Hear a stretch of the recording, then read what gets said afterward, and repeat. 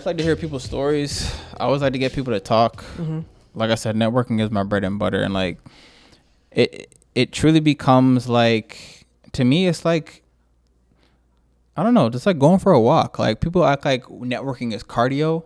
Right. On the treadmill. Yeah. To me, you're going for a walk. You're still getting a good exercise. Like that. No, that's nice. Because I don't necessarily get anxiety as it relates to networking. Yeah, you're literally just talking to people. Yeah, I'm gonna just show up and talk to people. Best case scenario, we're aligned and they understand what I'm talking about, because what I'm talking about is not that difficult. Exactly. As it relates to the community. Now, I may understand that it may turn into cardio. Like, say, if you have a specific goal, right? You went to this conference, you're trying to find that one developer or the one investor. Yes, because you're trying to that's laser focused. But that's a goal that you're actually happy about, because what a blessing that you get to be in this space. To go find that and guess goal. What?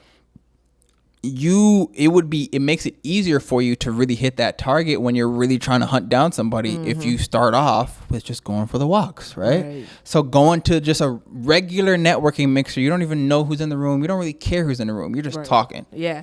That's practice. Yeah. So when you get to the big leagues, like, yo, I'm trying to go to this. I'm flying, booking this ticket to go to this conference for the specific reason. Yeah. You've already put in the work. Yeah. So it's easier for you to know how to navigate. It's easier for you to know how to get into the rooms. I don't think people are having those conversations. Like, they're not thinking about it like that. Cause, I mean, I talk to people. I guess I've been networking since I was 16. Yeah. Not with any goal per se. Just because I'm interested in what people have going on. So for me, I might mess around and learn something new. Exactly. So that's where I'm coming from. But to people, because some people have not been in the position to have been having these conversations since high school or undergrad.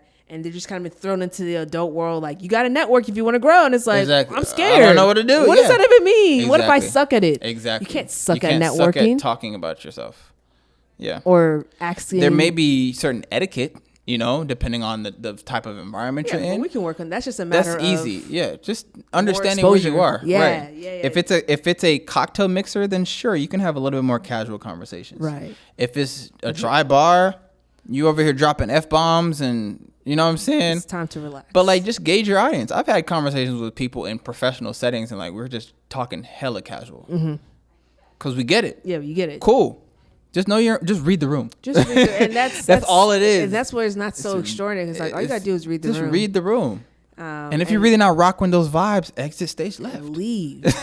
If like you can't, I'm you not really rocking feel like with you this. can't be yourself. Yes, all right. You don't actually have to be here. You really don't. There's the door.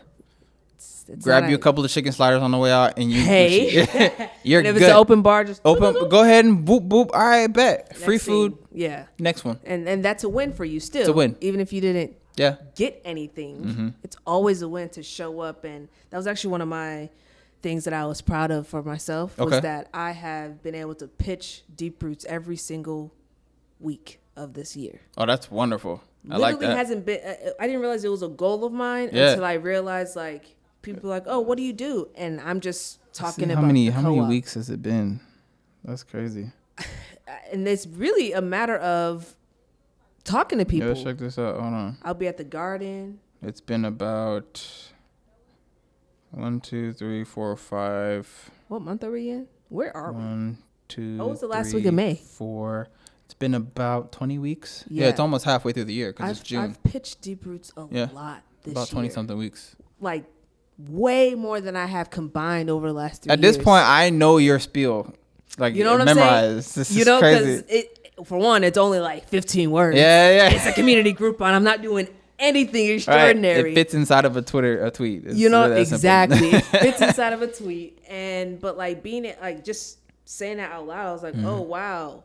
I didn't even realize I was networking so much because when you talk about networking, it sounds like a chore. Yeah. Versus just connecting with people. You're just connecting. And being like, oh, what do you do? What do you do? I'm in my environment. Can you offer a deal? Yo, the person who I'm literally connecting with this week, one of the people we're connecting with this week at Render, we ran into each other at the gathering spot because she thought I was someone else. some kid named Brian, I think. Who's Brian? Identify yourself, sir. I'm literally walking past, minding my own business, and here she goes. She's like, "Hey, Brian." I'm like, "Hey." I'm not Brian, but what's up?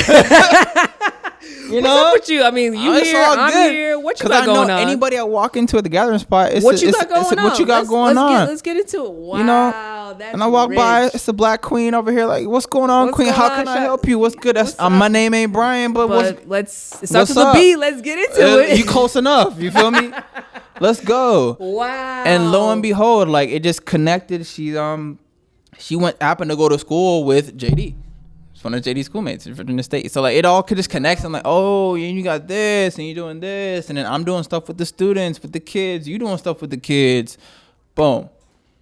So I don't know where Brian is, but hey, I'm gonna fill in for him. It's all good. I'll keep a seat warm. Shout out to Brian. Shout out to Brian. Shout out to Brian in the meantime. No, wow. seriously. Yeah, no, the networking, we definitely got to get into that a whole. Yeah, I mean, space. Conference season is coming up. You know, people need to loosen up. Just loosen up. Everyone needs to loosen up, relax. You're not that cool. Yeah. It's not that serious. Yeah. Just go meet somebody new. You might meet a new friend. No, you seriously. Might meet your husband or your wife. You just might. I don't know. That who am I? You know. Right. Wow, this is great. Yeah, yo, it's gonna be a long week, a successful week, powerful week, a blessed week, and this summer is gonna be 10 times better. Yeah, we're going up this summer. Mini mansion's going up, y'all. Studio. Booking site is gonna go live. Events. My artists, my creators. Deals, get these deals. Call artists, creators, podcasters, even dancers. Yes, you heard it right. Even dancers. I'll clear this whole space out, and you can do a couple. You can do some twirls up in here. I guarantee you. So everybody tap in. Booking site is gonna go live. I can't wait to see you on the other side of greatness. Man, so excited. Most importantly, though, outside of just the space, I don't think that people understand your background as a creative director. Oh, Jesus. Where it's not just, you have the space, because there's anxiety. You know what I'm saying? It's like, I have a space, but I don't know how to. I don't know how to press record on the camera or link up the audio so it doesn't sound crazy. Exactly. So, shout out to the brands, Stu Media, Culture X Media, to make sure your media actually looks good, crisp, and kind of relieves that stress. Because that's another reason why I will be here, because I can just sit down, have a drink, and talk to the good folks. Boom. Exciting. Y'all be easy. Peace. What you like to do should be your hobby. What the world does should be your business. In 2 years, and we've serviced to date over 1 million women, we haven't had one customer complain. Almost $20 million in revenue on a $6 product. In 4 years, putting the company together, that's been a blessing so far, what we've been able to do.